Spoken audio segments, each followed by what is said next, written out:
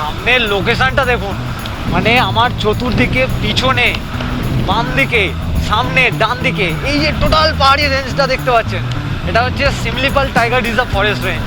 যে পাহাড়ি রেঞ্জটা, সেটা যেটা হয়ে আছে, নিজের চোখে না দেখলে ঠিক বিশ্বাস করা যাবে না, এত বিউটিফুল হয়ে আছে, এত বিউটিফুল। পুরো মেঘে ঢাকা, মেঘ ওপর দিয়ে হালকা হালকা উড়ে যাচ্ছে, এখন লেয়ারের পর লেয়ার মেঘাচ্ছন্ন হয়ে আছে।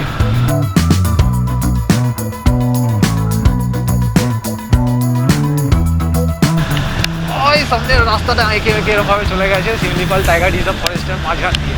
এইটাই এবার সেই পূর্বঘাট পর্বতমালার সাথে জুড়ে যাচ্ছে, অর্থাৎ আমাদের কেওনঝড়ের পাহাড়ি রেঞ্জ স্টার্ট হয়ে যাবে এবার।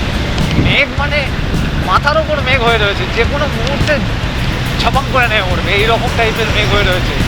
সেই প্রকৃতি, ও সেইখানে ছোটো ছোটো কয়েকটা বাড়িঘর হয়ে রয়েছে। এখানে বাড়িটা কি লাগছে এই পাহাড়ি রেঞ্জের সামনে, ও অসাধারণ অসাধারণ।